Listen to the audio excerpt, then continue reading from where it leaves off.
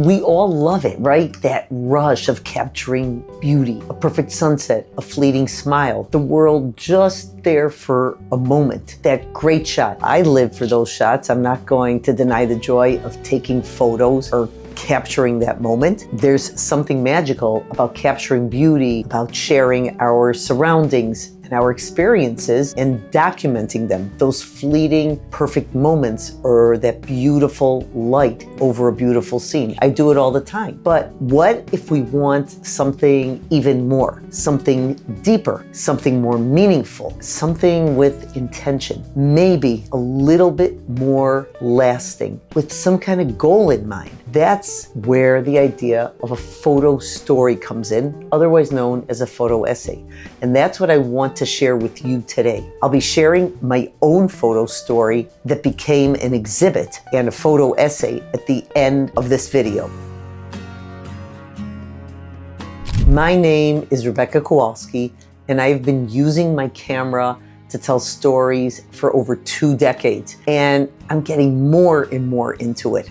I can't get enough of it. So I want everyone to try to think of something, choose something small, specific, emotional. What is a photo story or a photo essay? We have different types. There's documentary style essays, maybe a day in your neighborhood, like this day in the street and its market, let's say, or a poetic photo essay, light coming through windows at different times, or the light of the fog in these images, the mystery, or a personal story, aging hands, a family ritual, or a daily walk. Some of my favorite moments teaching photography would be part of this little photo essay in a series of images that were taken while I taught different workshops. A photo essay is a series of images taken with intention that together express an idea, a mood, or a story. It might be 6 photos, it might be 20, it could be anything in between, more or less, but it's a group of photos that are connected, not just by location or subject, but by feeling and meaning. There's a cohesiveness to the group. Another idea behind the photo essay is that you could have the most beautiful image, it could win a contest, but it might not be part of a photo essay on the same topic. In other words, 6 photos might tell your story where that one beautiful photo wouldn't even be part of that unit of 6. It matters. We want to find something that matters. Here, I'm coming back to the same place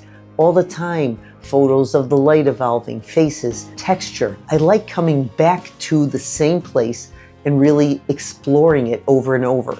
Working on a photo essay gives you a reason to return to a specific place, to learn it deeper. It trains your eye to look in a more meaningful way, and our heart and soul to stay curious. It becomes a way to honor a person, a place, a question, anything that means something to you. And it's not about perfection. It's about being present. So how can you start your own photo essay? You would like to give over a message. You would like to say something with your group of images. Pick a theme or an idea. Choose something even small or very specific. For example, instead of Chicago, my hometown, in general, I could think of mornings in my hometown of Chicago through the people who live there. Or Chicago, my hometown that I so love and I explore every time I go back. I go back and I have to go shoot in the city, and I run to the lake shore,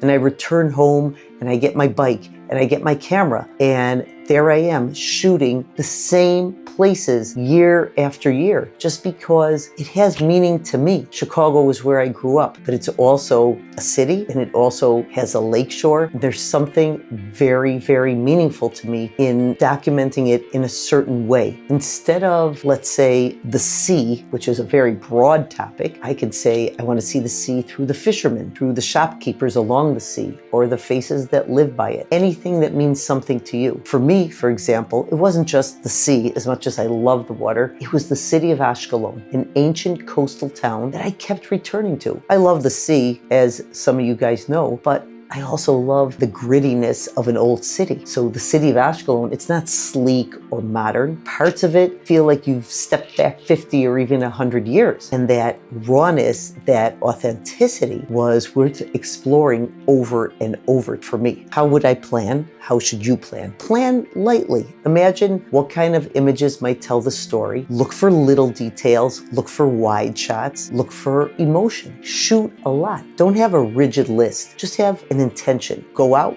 more than once. I for sure didn't capture this city, Ashkelon, in one visit. I went back at different times of day with different lights and in different areas of the city and different areas of the coast until the story began to reveal itself to me. Curate your images with your heart and put them in an order that makes sense to you, in a series of images that grow into something and say something. This set of images, I was so happy with them. I made it into an exhibit and it became a very powerful photo essay to me, and so many people that had been to this city hadn't seen so much of it. So many people that had been to the city in the past saw the city in a different light, I guess maybe sort of pun intended. It's not thousands of images. I did take thousands, but it's 20 images I chose. And going back to the sea, to the streets, kept me going through my images and constantly saying, this image will stay, this image is out. And then when I reevaluate with the new set of images, certain images stayed and certain images came out. It's a constant process until you reach the end, and you'll know when you've reached that end point.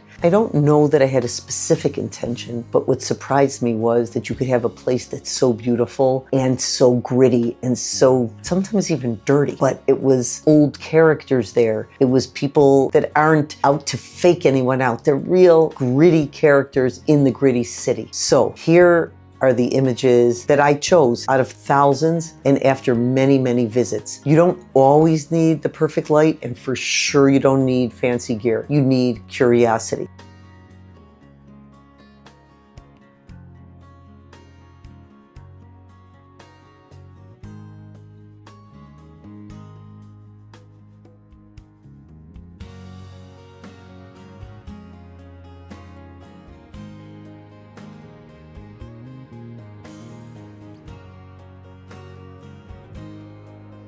Have a look at one of my favorite photographers who mastered the photo essay or the photo story, W. Gene Smith. I will link to some of his stories and some of his work known as his photo essays in the description. My favorite of his is called A Country Doctor. It was from 1948, where W. Gene Smith presents us with some of the most beautiful and moving images of Dr. Ernest Seriani, a general practitioner, MD, in Kremling, Colorado. Before I share this week's challenge, I just want to pause and again say thank you to all of you for being here, for supporting me and my channel and my mission of meaningful photography, and for us to grow together and have images and goals that mean something to us. So many of you have reached out, have shared your thoughts, and even shared your own images with me, and I'm really starting to feel a true sense of community and the growth of our community with you guys. Please keep that going. Write to me here on YouTube, on Instagram at Rebecca Co Photo. And I read all of your comments and I answer every comment. And I genuinely love seeing the photographs and connecting with you and seeing what you're creating. Some of you have even reached out for one-on-one sessions where I will go over your work and we can dive deeper into the kind of work you're doing, how you can expand it, how you can grow. And I have to say that those conversations are some of my favorite experiences. There's such a beautiful way to grow together as photographers with meaningful photography. And it's a way to be connected with like-minded people. So your challenge for this week is choose one thing: a street corner, a grocery store, the faces by the river near your house, your hometown's hidden corners. Photograph it with care, with intention, with mindfulness. Go back again. Notice more and let the images speak together. And when you do, share it. Tag me or send it to me via message on Instagram, because I really want to see what you're doing. We're not just making images, we're telling stories that matter and stories that are going to last. So although I just love going out to shoot and just getting beautiful images, I do try to make some kind of photo essay out of the images that are cohesive, that can tell tell a story, a linear story, whether in prints, exhibits, or even a folder on my computer, or of course a video on my channel. That way there's something